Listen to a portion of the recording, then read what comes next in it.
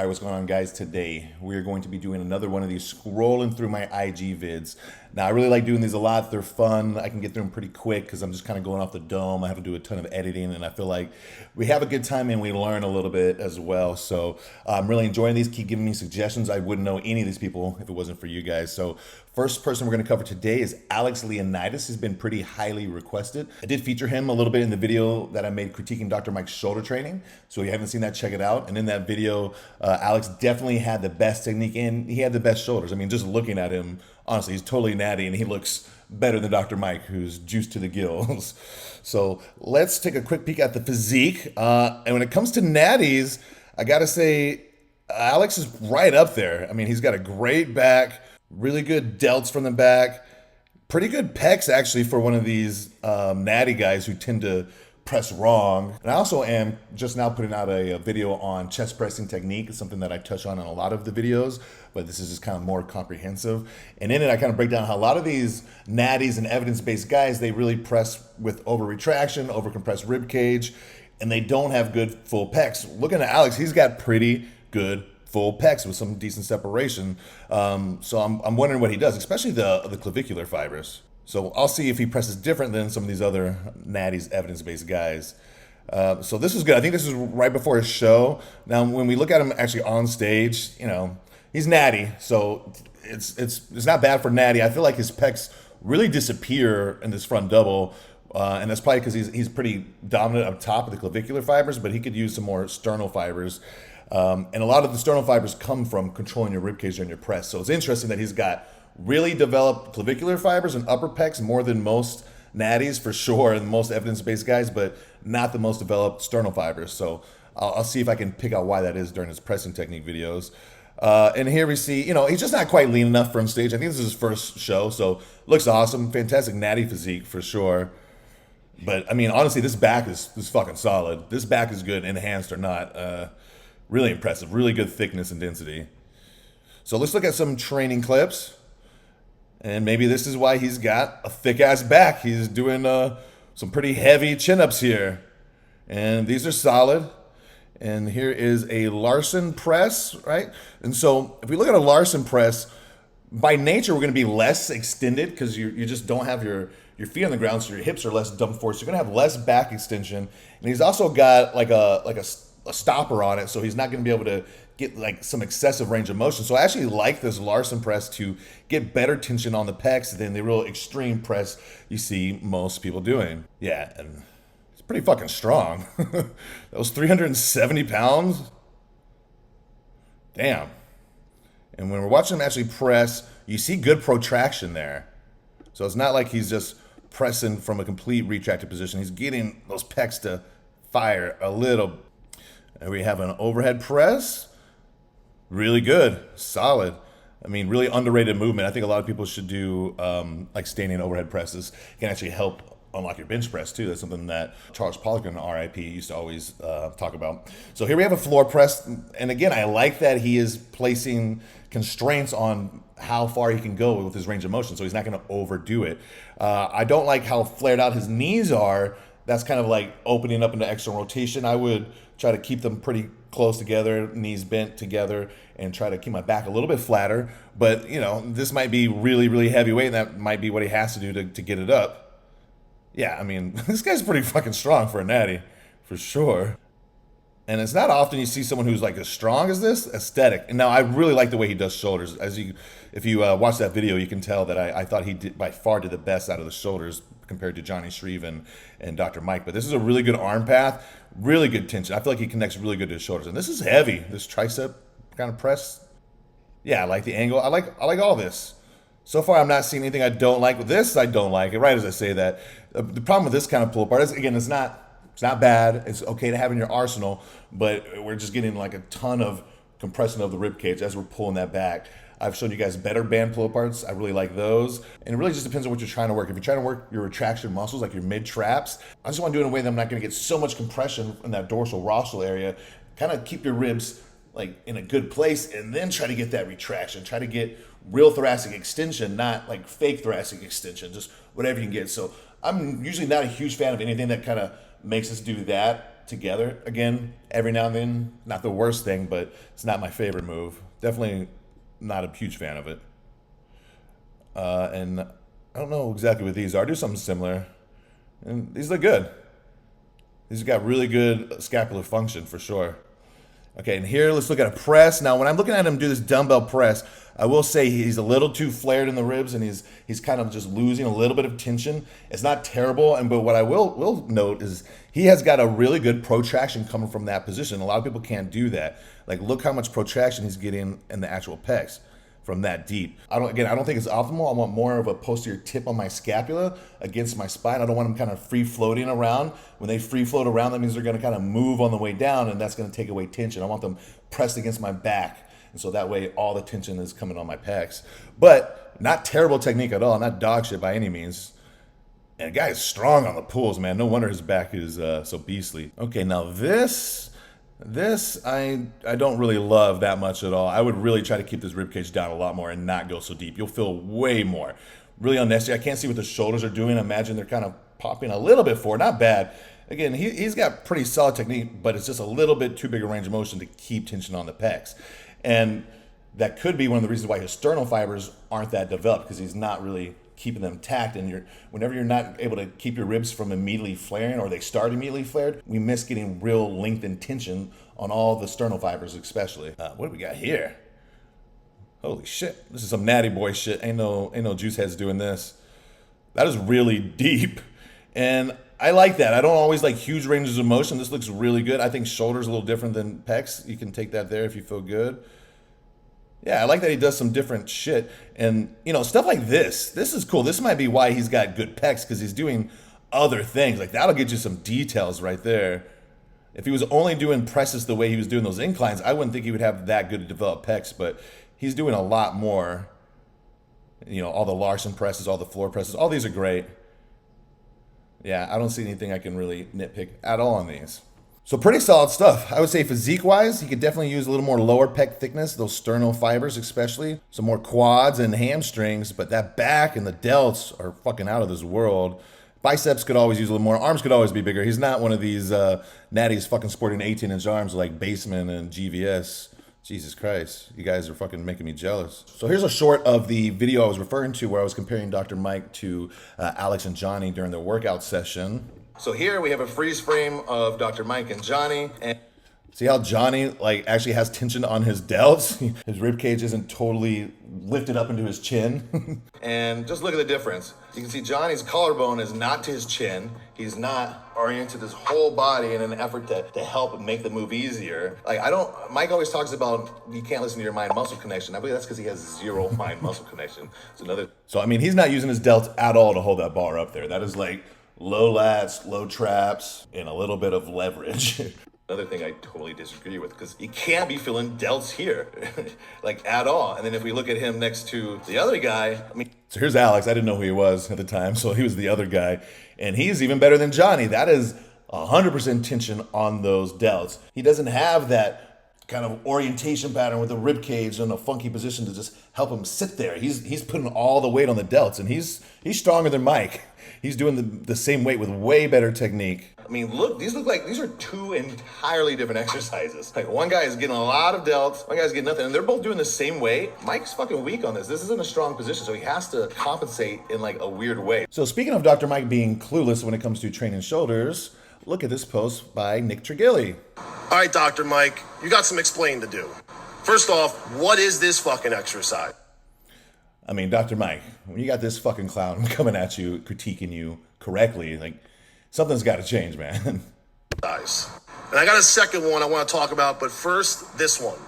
This is like a hybrid between upright row and a front shoulder raise. Now, why are you doing it? It's not. Whatever he's doing is his own fucking thing, where it's there's not very moves where you do this. I do lying wise to try to depress my scapula and sometimes to orient my whole shoulder girdle, my rib cage. But that's something really specific I'm doing. This is some Dr. Mike's special shit. This is the way he has to move to get that bar over his head, because he's so limited based off of his axial skeleton position. His joints have no other option. This way? Do you have an injury? Is it mobility issues, range of motion issues? Or are you just a fucking genius? Is it all the above? Maybe. But I'm going to stick to my upright rows the traditional way. because I really get a nasty pump in my... Again, what's mechanically wrong with this? Nothing's really mechanically wrong with this if this is what you want to do. But if you're trying to hit your shoulders and get good tension on your shoulders, that's not happening. My traps and my medial delts. But let's move on to the next exercise because this one was confusing, but the next one's really confusing. So this one, I'm completely mind boggled by because you're not even hitting your back at all. Now, if you're trying to really target your upper back, the last thing you want to happen is having your wrist collapse. Watch this. I mean, Dr. Mike gives you so much shit you could critique rightfully. I mean, you can think of so many exercises that he does all fucked up that you critique. His good mornings where he just pops his ass out and goes through global extension and he has his left foot completely coming up and like his weird T-bar row where he's like a seal and comes all the way off. This little thing is not that big of a deal. The way his little wrist bends, that's not a fucking thing, Nick. Like, that doesn't mean he's not getting any tension on his back at all. What I would critique more on this move is the fact that he's overcompressing his ribcage to try to get a stretch. As soon as he pulls, he's immediately compressing his ribcage to shorten the distance. He's missing tension. You see that? How it's collapsing before the elbows are able to track far enough behind. And that's like messing up the glenohumeral rhythm. You shouldn't immediately retract as soon as you go to row. You should get some shoulder extension and then get some retraction, a little thoracic extension. You shouldn't start with that. That shouldn't be what initializes the movement. Behind your body. This is basically all forearms, all biceps. Now, that's, God, Nick, even when you're calling out somebody that I'm so happy for you to be calling out, you still fuck it up, you know? Critiquing the stupidest thing that makes no sense. He's not getting a ton of biceps on this. He's not getting a ton of forearms. He's getting back. There's plenty of things to critique about Dr. Mike, okay? I never want to defend him, so let's find something worthwhile. Maybe he's trained his brachialis on this. Maybe it's a new way of doing them. I don't know. Never forget, when you're watching Nick Trigili, that he got paid 30 grand to let a guy blow him on film. All right, so let's keep the natty theme going. Here we have basement bodybuilding. Now, I've recently had a couple of you guys suggest that I link up with him on the podcast, and I talked to him, and we are going to try to make it happen soon, so that's really cool. So I wasn't really familiar with him, so I want to check out some of his stuff, and fucking god damn it, how are all these natties having 18-inch arms? Mine are like stuck between 17 and a half and 18. I cannot get them there. That is my goal this offseason, is to put basement bodybuilding and GVS to shame with some 18 and a quarter inch at least arms. So I got like a half an inch I got to go on there. But this is impressive. I mean, for a natty physique, I have him right there with GVS and Alex. I think those three have the best natty physiques for sure. Yeah, I mean, my head always goes to like, what would this guy look like on juice? I think he would look really good juiced up. He's got a good shape, good lats. All right, so let's check out some of the technique. Now, you know, in general, you guys know I like a flatter back, a little less ribs, but this is not extreme at all. And he's get good protraction, so you can't really critique that too bad. The problem is when these people are in this crazy extension and then they're like just pressing without any kind of chest at all, any protraction. They turn into like a tricep move. That's why you see these powerlifters who have all these crazy bench press numbers, and they usually don't have super developed impressive pecs. We have kind of a stretch curl. Now, what I like about this is that he's got zero help come from that shoulder joint at all. This is actually really hard. I see a lot of subtle movement here often. That takes tension off, even if it's just like a little bit. Some dips, some heavy dips. He's not stronger than me, is he? No. You can have bigger arms than me, but you cannot fucking dip more than me, bro. So that's actually pretty good. I really like that he's not trying to do some crazy Milo Wolf kind of range of motion. I don't know why he's got all the sleeves on. I wonder if he's got any issues with the elbows or anything. I'm always curious about that, because I have pressed 405 for doubles. I've behind the head press 275. I've never had any elbow or wrist issues, at least not in the last 7-8 years since I've kind of understood more, especially since I've understood the impact that the axial skeleton has on the peripheral bones and joints. All right, here we have another press. And again, he's getting good protraction, even though I think he would benefit from not going so deep and a little bit more like, the main thing that I'm looking for when I talk about ribs, I just use that cue. What I'm really talking about is intrathoracic pressure. And that's in this area between your shoulder blades. And so many people don't have the ability to expand there because their scapula can't move on their rib cage because it's so flat, and their serratus can't function because the function of the serratus is to actually straighten your ribs. And if you're compressed, your ribs are already straight, so it can't really function. And so if you don't have thoracic pressure, then we lose tension on the pecs. It's not that you can't come back. You can really come back like as far as you want as long as you have some pressure. And there are benefits to doing different ranges. I'm not against going really deep with some good extension. It's just we tend to kind of sway that way anyway when we're getting close to failure. So I purposely kind of skew the other way. But he is one of these guys who is able to get a decent amount of protraction despite being in that kind of overly compressed position at the bottom, I would say. I think he would have a fucking crazy chest if he just changed a couple tiny things. All right, here we are in an incline. Again, nothing bad. Maybe like 2 degrees more than what I would like as far as just overall compression, but he's getting good protraction. He's probably really getting those clavicular fibers pretty good. Now here, that's a lot of compression, a lot of retraction back there, but if I have max load, that's what I have to do too. So I don't know how much weight he has, but if you're able to, I would just come just a little bit forward. You'll get a little bit more on the front delts, a little more on the pecs. But again, sometimes, as your system, as what we're doing reaches like its threshold, your system needs more rigidity. So it's going to take away those options to put more tension on the target muscle. It's going to make things stiffer so you can transfer force easier. Now these look really good. I critiqued Mike in that shoulder video doing something similar, and this is a million times better. Maybe Mike could learn something from these natty guys. Here's the version that Mike was doing where, again, his whole specialty is just to completely orient that rib cage so his collarbone is up to his chin, and a lot of that movement has come from that orientation pattern. And when you're lifting up your arms, but it's coming with that, your low traps are a driver of that orientation. So those will develop, and he's got good low traps, actually really good low traps, but he's got shit delts, and it's very obvious to see why. So again, Basement did these much better. Like, they're just so jerky and looks bad. Some heavy preachers. I heard that he credited these with a lot of his arm growth. I don't do a ton of heavy preachers, so maybe I'll throw those in. I was listening to GVS for some of the tricep tips. It's like, now I'm getting all my arm tips from these natty guys, because it's like, if you're natty and you can reach 18-inch arms, then I should definitely be taking advice. It's kind of like the opposite. A lot of guys on gear don't listen to natties. And I mean, I think you guys kind of get where I'm at on everything as far as the pressing goes. It's just 10%, a little bit extra range and a little less rib control than I would like. Not a big deal, though.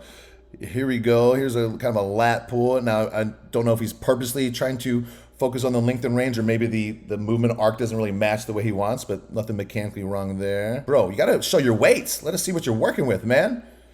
Yeah, good protraction. I mean, he's got a good connection to his pecs for sure. And I love these. I'm a big fan of these kind of lat focused rows. Yeah, these look really good. He's driving that glenohumeral depression. Yeah, it might be heavy and he can't quite hit a full in range. But yeah, these look good. These are one of my favorite back moves, actually. So like I said, a couple people bring up Basement to me. One person commented to me that they had seen my name come up in one of the comment sections of his new videos talking about people going crazy over range of motion, how it's like the most overrated topic in fitness. So I'm 100% on point with that, and I'm really looking forward to talking to him, so that will be awesome. Okay, so let's go from talking about all these noble natties to an 18-year-old juice head. Okay, so albertas, krinickis. So this is a little different. Normally I kind of keep it strictly to like biomechanics, mainly, maybe a little bit of general fitness. I just want to bring up this guy. He got signed by Hostile. He is an 18-year-old bodybuilder, and I just got to say, I don't think this is like the right move at all to be doing if you're forward, to be signing a guy who's 18. I mean, he's a broccoli-haired 18-year-old kid who looks fucking amazing on gear, obviously, trying to turn pro. I don't think that's a good look, man. It's like, I get that he's a man. 18's a man. When I was 18, I was a fucking child. I was a fucking child till I was 31. But I don't think this is a good look. And I listened to the latest podcast of Foads, and he really defended this, saying that he's trying to compete, so it's not that big of a deal. If he was trying to be just an influencer, he wouldn't have signed him. It's like, there's no more honorable reason to use steroids. Whatever your reason is, that's your fucking reason. If he wanted to do it to make money on Instagram versus wanting to do it to get on stage, like what's the difference? The problem is, when I was 18 or 19, I was really close to doing steroids. I had reached a pretty good natty limit. I wasn't at my limit, but I've been working out since I was 14, and everyone already thought I was on juice. And so I was like, man, why don't I just try a little bit? But luckily for me, I was really big in the forums at the time, and I really listened to a lot of the really good forum members from the old bodybuilding.com days. But they talked me into waiting and to hold off on my cycle till I was at least 21, 22. And I didn't start till I was 23. And I'm glad I didn't start earlier. But if I'd been 18, 19 and social media was a thing then, and I see some company hire this kid and he's getting all this attention and he looks like he does, I would say, oh, you know what? Fuck it. Maybe it's not that big of a deal. I should do it. Maybe I can get a contract. So I just think this is a bad look. I don't think we should be promoting anabolic use to young adults. I mean, again, he's 18. This is going to appeal to 17-year-olds. He is literally the broccoli-haired kid in every single gym right now. So I could literally see every single kid, 16 and 19 in the gym, looking up to him and considering doing something that maybe they would have been more hesitant to do. So I just don't think it's a good look. I think it's a slightly irresponsible for a big company. I don't know. Let me know your thoughts below. Maybe I'm overreacting. I do agree that everyone's got their own personal responsibility to account for, but when we're kids, we're fucking influenceable and we're fucking stupid. I think there is a little bit of responsibility there on Fouad's behalf. All right, so let's go from a 18-year-old broccoli head juiced up kid to a 50-plus-year-old natty, Paul Sklar. How I search for protein powder.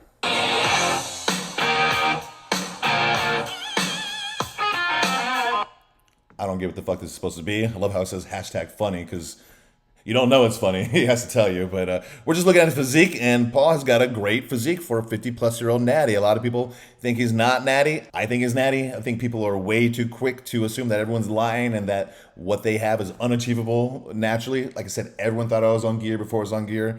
And where I'm from, like where I went to high school, we had some of the biggest freaks you could ever imagine. We were a powerhouse, like football school, baseball school. I saw absolute freaks of nature. So I know what is capable of natty, and I think Paul's natty. I really have no idea what the commercial is supposed to be. Like, it's a good thing he's got muscles. It's a good thing he's jacked. He's one of these like in shape guys that's got no game, I'm sure. All right, so let's look at his technique. Now we're doing a one-hand flat press here, which I like single arm stuff a lot. What I don't like is how he's not really benefiting from doing it in a single arm. If you look at this, he's still really compressed. His rib cage is still really flared open. So if I was doing this with one hand, what I would want is I want that left side to be a little bit more in a state of expansion. So you would want to bring that hand in a little bit. It's like too far out as he's going there. If you bring this in and you keep reaching, what'll happen is like, so say I'm pressing with this right arm. This right arm is going down and the muscles on the front are being loaded. We're going to get that concentric activity in the front part of our chest. So we're going to get a little extra expansion on this opposite side. So it's kind of like that motion as we're pressing, as it comes up, versus getting double compression, ADP compression, if we do bilateral. But the way he's got his hand out to the side and he's not really reaching at all, he's kind of compressed anyway. So it's like he's not getting that benefit of having the one side expand a little bit, which really comes to play on this alternating ones even more. Yeah, I mean, he's losing the shape that I would want with that. So he goes to two of them into an alternating pattern. And same thing, as he lowers one, that other one, it drifts out too far and it's really retracted too much. If he kept this straight and tight, he would keep a much more cylinder shape to his ribcage and he'd get much better tension on his pecs. So there should be alternating expansion and compression occurring at least a little bit. Maybe not that much when we get to like max weights, but so as one side's going down, that other side should be expanding because of that concentric activity on the right and that reach. We should get expansion on this. And then as we lower that, they kind of alternate. So we have this reciprocal action of the ribs, which is great. So much better than always doing everything bilateral. I think so many people would benefit from doing alternating or unilateral work, especially alternating. I program that a lot. I have like 30% of my stuff is alternating or one arm stuff. And then he goes to two. And honestly, I don't see any more compression here and any more flared ribs than I did when he was using one. I guess there is, yeah.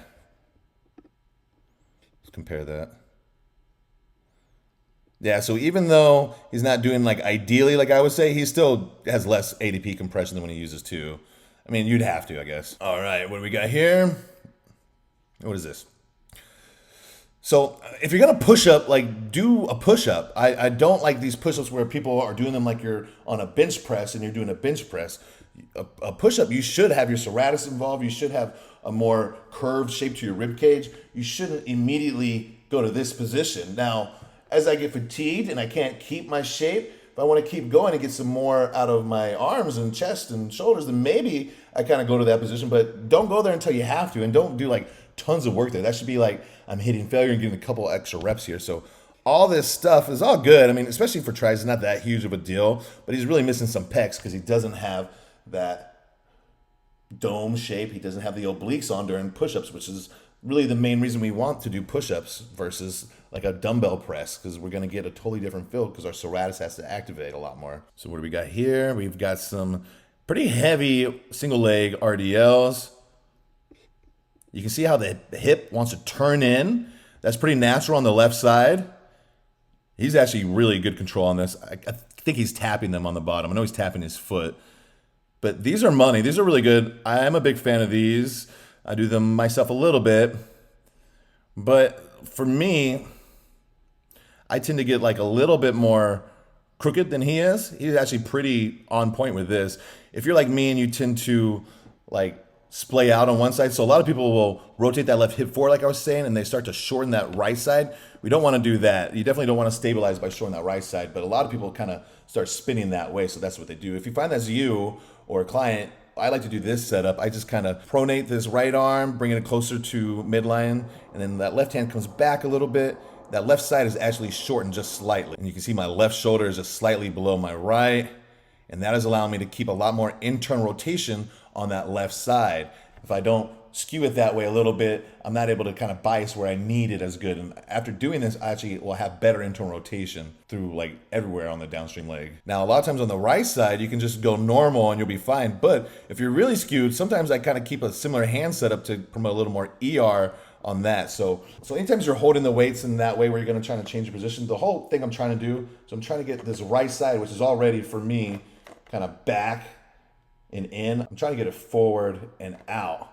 By skewing that weight to the front, it's going to turn my sacrum a little bit to the left, and it's going to help this innominate come forward a little bit. That's because most people's pelvis is oriented to the right a little bit.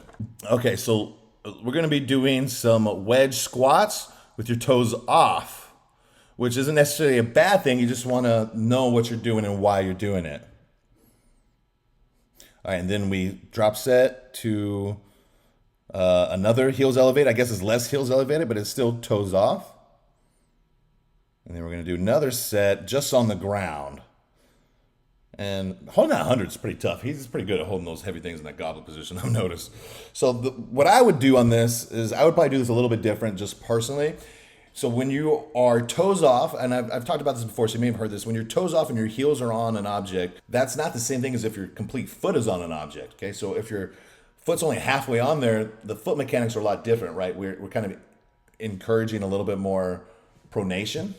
We're trying to, it's going to kind of flatten the arch a little bit. It's going to be more representative of would be like a late stance position, like a late propulsive position.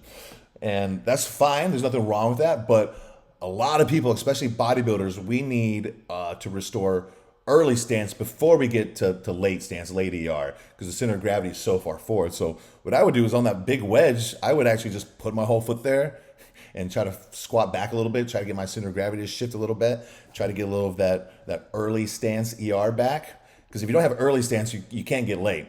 And then if you wanted to superset the way he was, maybe go ahead and do the other variations. Do a late stance one. And when you go feet flat, that's kind of like representative mid stance. So there's nothing wrong with that. I would do all three. I wouldn't just emphasize only the heels up with the toes down, which would be more, like I said, late stance. I would try to get a little bit of each or emphasize early stance more. I don't know why, but I think Paul's commercials are hilarious. He's like so unexcited for whatever he's talking about. All right, guys, I'm a creature of habit, but a little...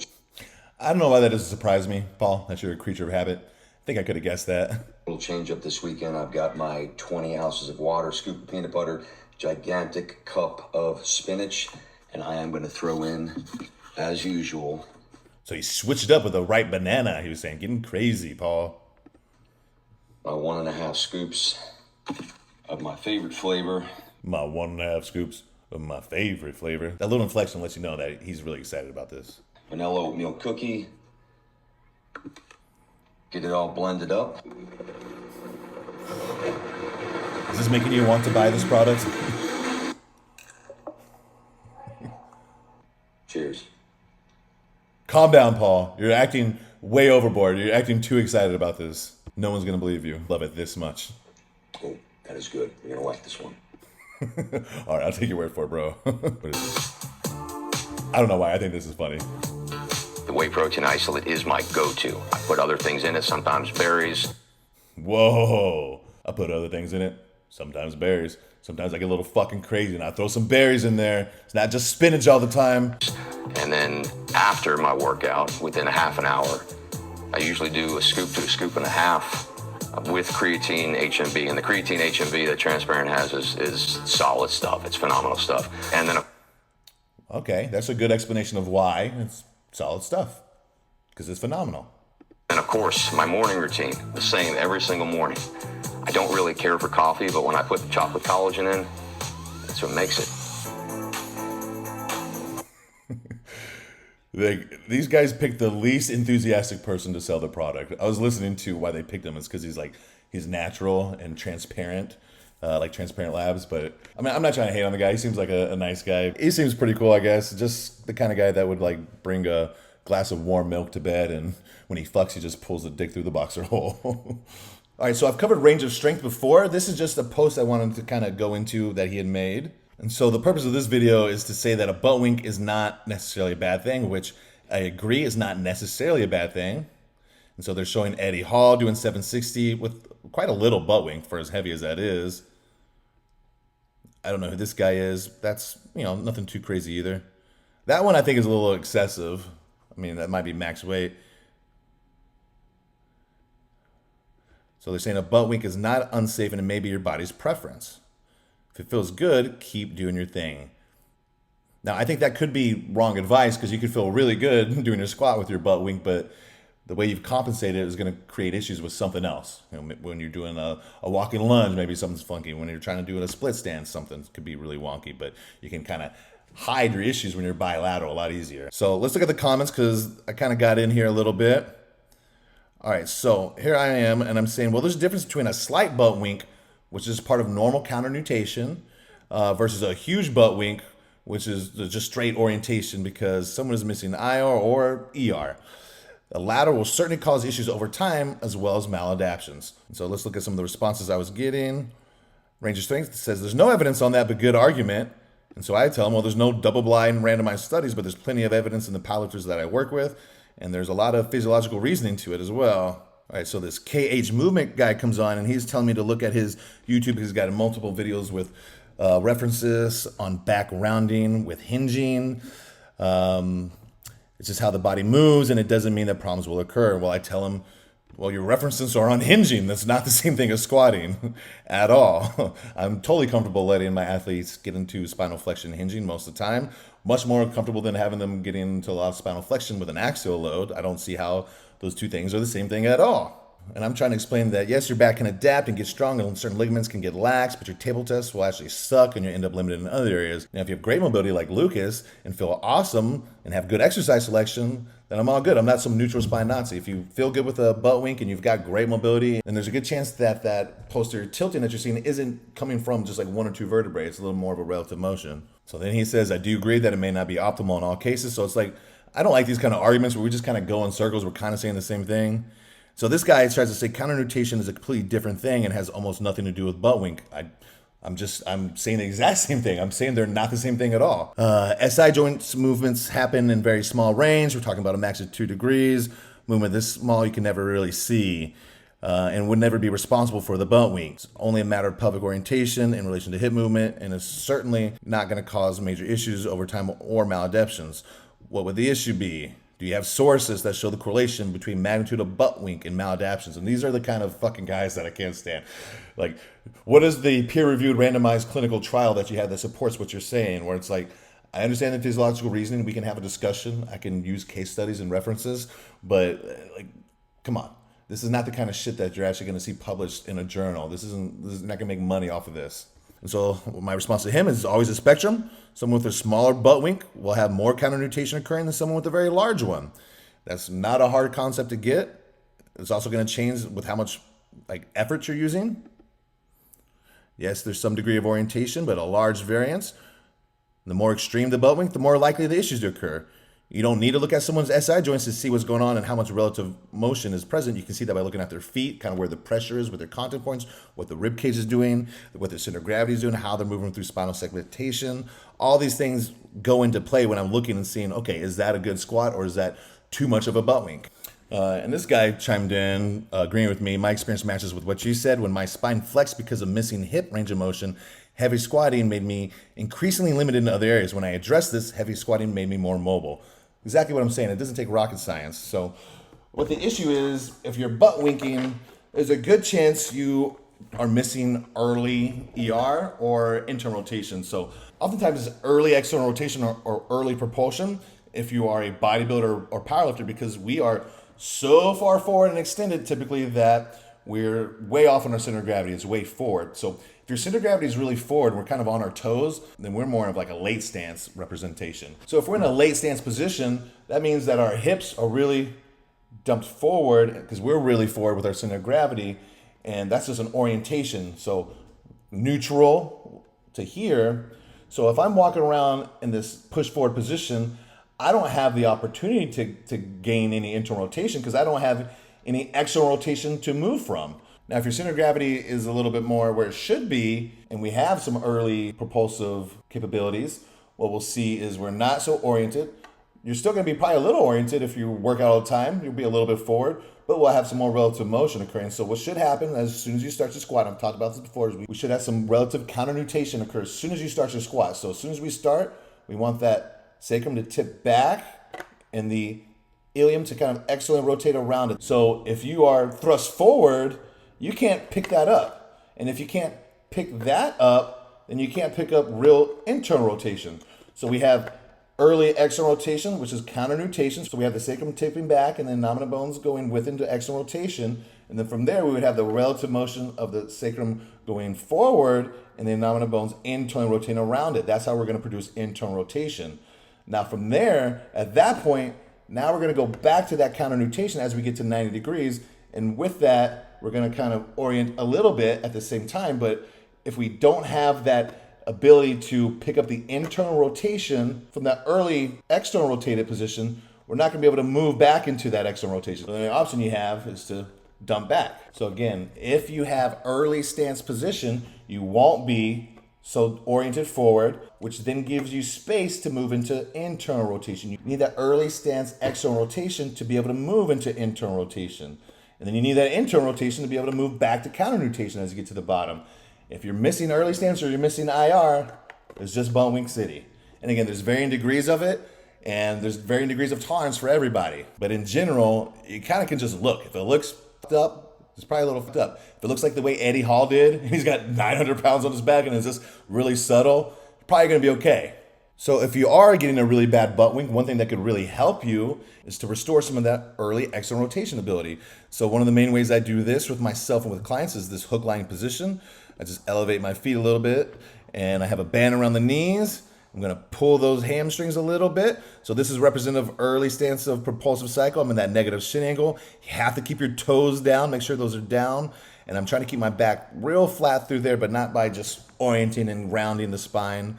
I'm going to reach on the exhales. And then some of you guys will be like so flared in the rib cage and so tight in the abs that it'll benefit you to go overhead. And usually what you want to do is like put your hands against something, pull against something, set yourself like on a squat rack where you can put a bar or something, so that way you can actually have something to pull against, because this rib cage is already so flared and the abs are so tight. It's like you need something to reference to actually get it to move into place. So we're going to actually open up more so we have space to go whenever you're doing your exhales. You're going to apply a little force up there. You can also just hold like a bar in the air, but I like holding a fixed object a little better. So after doing this, you should gain some ability to get that early counter nutation as soon as you start your squat, which will allow you to have more space to internally rotate into, which will lead to a smaller butt wing. So that's usually how I start, with the hook line to gain some early stance and to shift my center of gravity back. And then this is usually where I go next, just kind of a wall set on some high wedges. And then I'll do something like this where I'm using the TRX to let my center of gravity stay a little bit behind, and I'm staying heavy on the heel, being pretty upright, and I'm really feeling that glute work as I've come up. And I'm keeping my center of gravity just back a little bit the whole time. So those are 3 ways you can really restore some early propulsive external rotation, and you can also shift your center of gravity back a little bit, so that'll help with the butt wink. All right, there's another little debate that I saw on IG.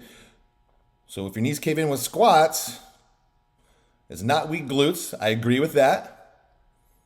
It's not tight adductors. Well, it could be tight adductors, but it's more of a positional thing. It's your stronger squatting pattern. Don't worry about it. Keep squatting. And I don't think that's a very good thing to say. And in the comments, there was a lot of pushback. A lot of people were saying, okay, well, these are elite athletes and they are doing like 1 rep max. It's okay for that, but you don't want them doing their practice like that. And he really pushed pretty hard that it's totally fine. If that's what your body wants to do, let it do that and get stronger in that range, which I don't agree with like at all. So there's a big difference between having like a compensatory movement pattern. Like if your knees come in as a compensatory movement pattern to produce more IR in that moment, that's not necessarily a bad thing, especially if you're powerlifting, you need to do that. But there's a difference between that and a compensatory adaptation. And you don't want a lot of compensatory adaptations because that's going to take away your ability to do something else somewhere. And he gave this girl, Miss Amanda, as an example. And she was one of the girls on the video that did the squat, the one that had the biggest knee caving out of everybody. And he was saying how every single one of her videos where she squats, you're going to see that. And that is not a bad thing. So I went to her page and she's not doing a lot of light work. I pretty much saw everything like ones to threes reps. But there was less of that knee coming in together as it was a little bit lighter, but it did come on pretty much all of them. And so when I'm looking at the rest of her lifts, you can just see like her body has oriented itself in a way to be really good at powerlifting. Like this, that is a lot of orientation happening, and not bad if your goal is to pull off the floor.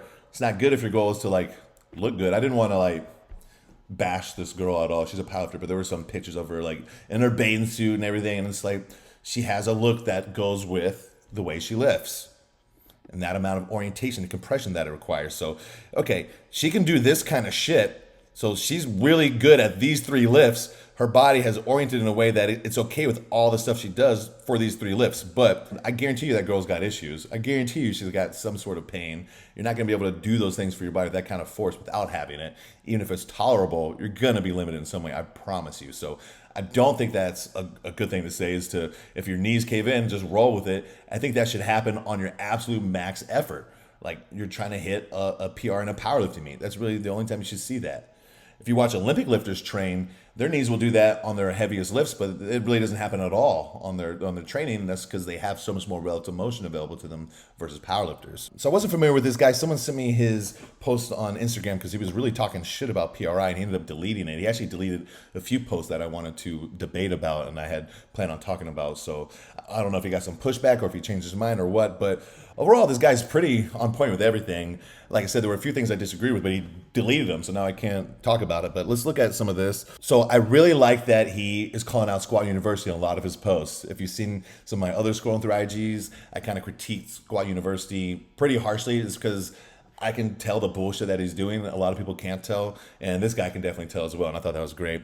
So one of the best tips for making sure you're actually able to get internal rotation through the foot, lower limb, and hips and pelvis, make sure the first med head is pushing into the ground. Super vital. Look at anyone that has been coached to shove the hips and knees out, grip the floor with their toes, or twist torque the floor with the feet, and you'll see one common trend. There will be space between the first med head and the floor. And this is a cue that I used to give as well. When I first started, I was taught that. And as I kind of started understanding more, I realized that was a pretty awful cue. So I'm sorry to everyone that I cued that for years.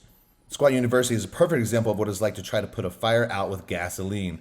The entire identity of his content and page is teaching people how to squat, yet he fails to understand the individual and inherently linked closed chain joint mechanics that should occur from the foot to the hip in a squat and or hinge pattern. And I actually addressed this a little bit on one of the critiques I had of him too. He's cueing everyone to rotate out when that's not what they need to be doing, especially on hinges. Like, you think someone as respected and as followed as Dr. Aaron Horschwig of Squat University would know what he was talking about, but he's pretty clueless. And this is exactly what I said. I critiqued this exact same thing on my video, where he says most of his correctives include restoring IR at the hip and ankle, which generally is not a bad thing, only to shove everyone right back out. That's so true. I said the same thing. It's ridiculous. All right, so this kind of ties into the chest video I had just made, where he talks about your pec minor isn't tight from benching. It's tight because you can't breathe. You're breathing through your belly instead of your lungs. So behind your rib cage are lungs. If you can actually get air into them, your anterior chest wall will expand and your pec will lengthen. And so, yeah, watching this expand, you can see how if I inhale as I'm getting to the bottom of that press, I'm stretching all this stuff that connects, not just the stuff up here. I'm getting a full action across the whole muscle belly if I'm expanding the rib cage. But when I watch him press, I don't see him do that. I was surprised. I thought, he would be on point with his pressing because a lot of his other moves he was. And so when he's doing this, he's doing the same thing everybody else does. He talks about getting expansion as you inhale, but he's in a position to where he can't get his diaphragm to expand that chest wall. So he's like telling you what to do, but he's not actually doing it. So not a ton of tension on the pecs here. Same thing here. As I talked about in my chest pressing video, if you're doing a decline, you want to finish in that depressed position. Okay, you don't want to stay up here. Okay, you want to orient up, that's fine, but orient back down. So again, not the best pec training, and I don't really like the chin super tucked. And then we look at the fly. I just see way too much flare right away. As I talked about in my video, keep the ribs from going right away. They will go, but it's just not right as soon as you open the arms. You don't want that dorsal rostral area to compress right away. Now, when we look at these deadlifts, these are awesome. These RDLs, he's making them an internal rotation focused exercise, which they are. He's not letting his knees flop out. He's not forcing some crazy huge range of motion. Dr. Mike would come and yell at this doctor who knows way more than him and tell him to arch his back and pop his ass out and just go deep as possible. I like this one. If you're going to use table tests to measure range of motion and convince millions of people you know what you're talking about, at least standardize your testing method. And again, I critique the same thing. This is kind of ridiculous. So he's doing this Faber's test, which is a garbage test to begin with. Again, I kind of dive into detail on like a couple different scrolling through IG videos on this. But so he's showing this hip doesn't fall open. So that's like a bad test. And then look at this. Now it falls open. And so what we see on this is, look how this is rotated out. That changes everything. Okay, now she's got room to go over there. Oh, now she's got range of motion. But look, it's not the same testing position at all. She's more ER'd on the right side. So look at the first one. Really straight leg. The spine is going to be really neutral because it's a straight leg. It's not excellently rotated out. We don't have any extra compression in that low back. When you look at the retest, this is different. Now we have a little more extension in the back. Now we have more space to go into, but it's fake space. And he did this on a multiple test. He did all kinds of bullshit that I called out. And I'm a big fan of anyone that calls out Squat University bullshit. So I really like this Jeff guy a lot. Here's a video of me building up to a pause 425 ass to ground squat. I mean, that's pretty good. Not a ton of butt winking on there. I do think if you stopped 2 inches above, that would be much harder on your quads and you wouldn't just be resting. And as we're getting heavier, there is definitely more butt winking occurring. And we can kind of see that on here. So remember what I said, as a system is reaching its threshold, it has to become more rigid. Okay, so you're gonna lose relative motion, you're gonna lose some of that counter rotation. This is gonna start looking more and more like a kind of worse butt wink as he goes heavier and heavier. That's still good, I'm fine with that. That's getting tough. I would say that's about it if we're keeping tension on the quads. Yeah, even that's pretty good. Now we're getting a little bit extra, a little of that shift forward. I don't love it. And on that one, he actually started with extra extension in his spine on that. So more extension in the beginning is going to lead to more butt wink at the end. Front foot elevated split squat is a fantastic exercise. It is. I use it all the time to improve internal rotation, like he's saying. The reason that really helps is because whenever your foot is elevated, it's a little easier to find internal rotation because you're in a more ER'd position to start with. So it's easier to turn that into internal rotation. One thing that I have some people do that I might have to do sometimes is if I'm on the left side and I really want to drive more IR, sometimes I will pronate that hand, or I'll actually hold the left hand up in a front rack with like a kettlebell and hold the right hand down. And then sometimes I'll keep that setup when I switch legs, or sometimes I'll switch that setup. It depends on how asymmetrical the person I'm working with is or how asymmetrical I am for that day. So really important to think about the foot context on that too. You got to see on the inner part. Again, more talking shit about squat U, so I'm all about it. And on this, he kind of went off on PRI a little bit.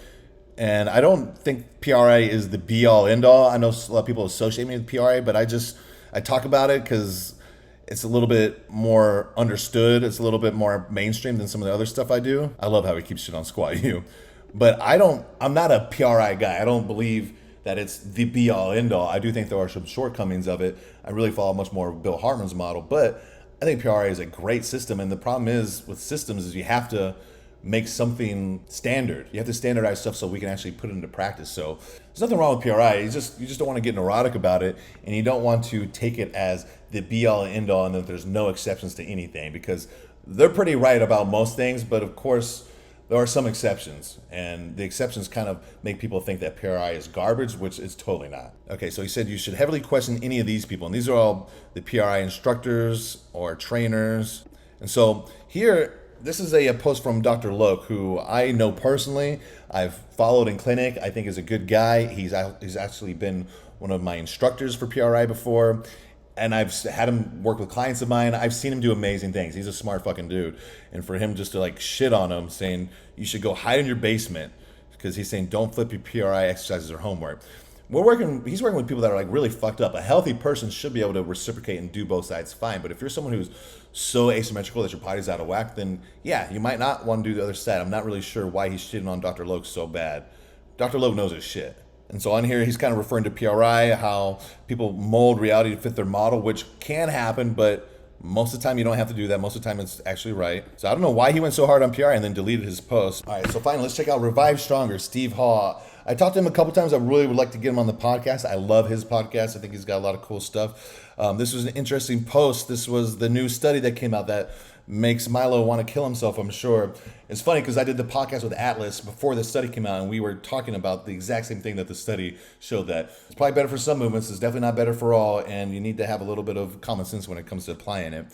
And so equal gains, full range of motion versus partial. So I've been experimenting with length and partials for over 2 years, tried them for almost every muscle and every exercise. So out of the 5 studies directly comparing length and partials to full range, pretty even. 3 show more, 2 show no difference. So he's saying if an exercise is already loaded well at stretch, like a leg press, I use full range of motion. If not, like a lat pull down, I use length and partials. Do you need to use length and partials? No, especially if you mostly do exercises that load well at stretch. Is there a chance they could provide more growth in certain scenarios?